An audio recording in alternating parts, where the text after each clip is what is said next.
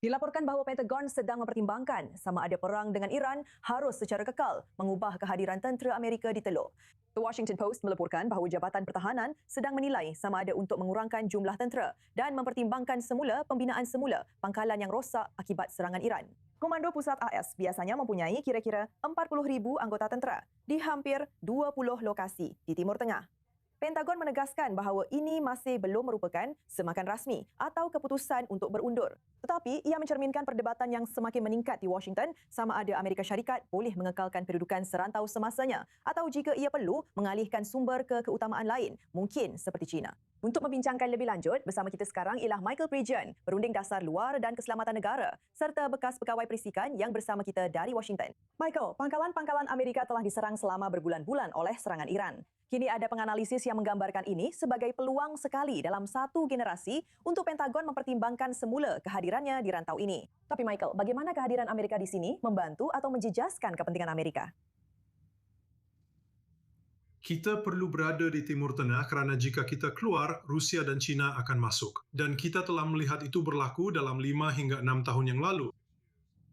Bila bercakap tentang penempatan pangkalan AS, saya setuju bahawa kita patut menutup beberapa pangkalan di Timur Tengah, terutamanya yang di Qatar, di Doha dan juga di Iraq. Kita tidak dapat menggunakan pangkalan-pangkalan itu untuk mempertahankan rakyat Amerika daripada serangan pengganas oleh proksi Iran. Dan kita juga tidak dapat menggunakan pangkalan-pangkalan itu untuk mempertahankan daripada serangan peluru berpandu balistik dan drone Iran terhadap Israel. Jadi, kita perlu berhenti membiarkan sekutu kita menggunakan pangkalan kita untuk menjadikan kita tebusan. Dan itu adalah sesuatu yang memang diandalkan Iran. Mereka berjaya menyerang pasukan AS di Irak, di Jordan, di Syria dalam beberapa kes tanpa sebarang akibat. Jadi kita memang perlu menilai semula perkara itu dan mengutamakan sekutu-sekutu kita di rantau ini, sekutu sejati kita, sekutu yang benar-benar membenarkan kita menggunakan pangkalan, terutamanya Israel dan mungkin utara Irak di kawasan Kurdistan. Bercakap tentang Iraq, maksud saya, awak sendiri telah menghabiskan bertahun-tahun di Iraq. Dalam masa lebih kurang sebulan lagi, tentera Amerika Syarikat dikatakan akan berundur dari Iraq. Jadi, apa sebenarnya yang perlu disediakan supaya perkara ini berjaya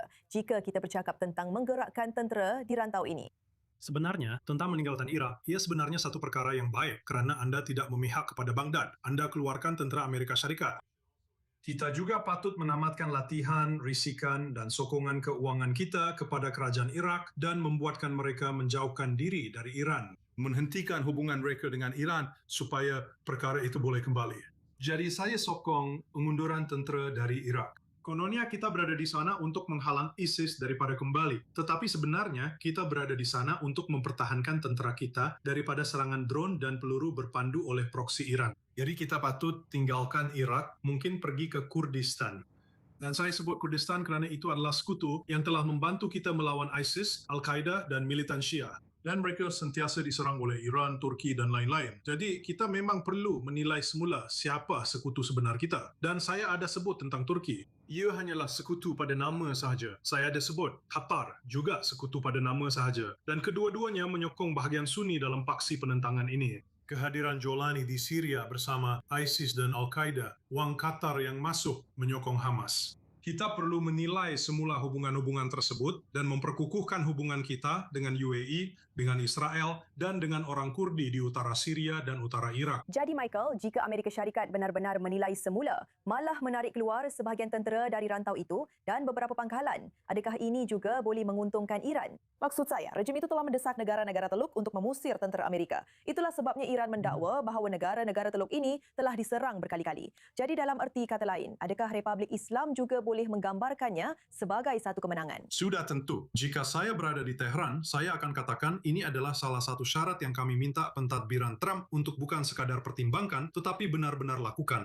Ia dianggap sebagai Iran menganggap kehadiran tentera AS di rantau itu sebagai garis merah. Jadi ia tidak diterima baik. Jadi saya bayangkan pemikiran awal untuk mengurangkan kehadiran AS ini adalah sebahagian daripada perbincangan yang sedang diadakan oleh Jared Kushner dan Witkoff melalui perantara Qatar mereka dengan Iran.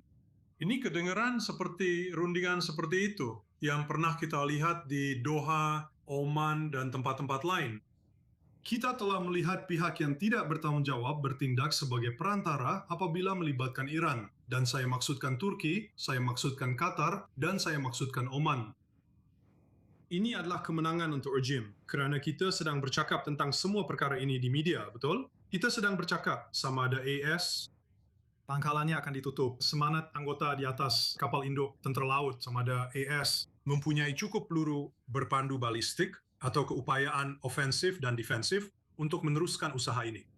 Semua perkara ini sedang berlaku. Dan rejim itu mesti percaya bahwa mereka mempunyai kelebihan di sini. Karena kita akan menghadapi pilihan raya. Kita juga ada banyak bocoran kepada media. Dan ia pada dasarnya hanya mengukuhkan keyakinan mereka. Sebab itulah mereka boleh mengancam Eropa. Sebab itulah mereka boleh membuat ancaman yang tidak masuk akal kepada sekutu Eropa kita. Karena tiada siapa yang menentang rejim ini. Mereka pada dasarnya menyalahkan Trump atas segala yang telah berlaku setakat ini. Dan Iran mengambil kesempatan daripada perkara itu. Michael Prejan, sentiasa seronok mendengar pandangan anda bersama kami di E24 News. Kami hargai anda sudi bersama kami. Terima kasih. Terima kasih kerana menjemput saya. Terima kasih. Kembali di studio bersama Major Jeneral Simpanan Eitan Dangot. Kita hanya ada kira-kira 1 minit lagi sebelum rehat. Tetapi apa maksudnya untuk Israel jika Amerika Syarikat sekurang-kurangnya mengubah kehadirannya di rantau ini? Anda juga perlu berfikir sendiri.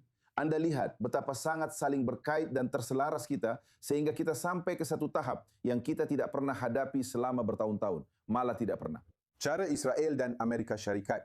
Maksud saya di peringkat operasi, China bekerjasama di seluruh Timur Tengah. Ia bermula dari perisikan, kemudian kepada infrastruktur, juga bertukar maklumat dan merancang bersama dan sebagainya. Saya pasti Amerika Syarikat perlu sentiasa membuat katakanlah penilaian strategik tentang situasi tersebut. Kami telah berada di sana pada zaman Obama. Pengisytiharan yang sama juga kami lakukan kemudian ketika zaman Trump. Tetapi anda lihat, di mana saja Amerika Syarikat mula menyusun semula penempatannya, sesuatu pasti berlaku di sini. Dan jika anda tanya saya, masanya belum tiba lagi, tetapi mereka perlu memikirkannya. Tetapi saya rasa ia terlalu awal kerana mereka perlu mencapai kejayaan di lapangan dalam dasar global mereka. Jadi persoalan untuk masa depan, sementara kita fokus pada masa sekarang. Begitulah bunyinya.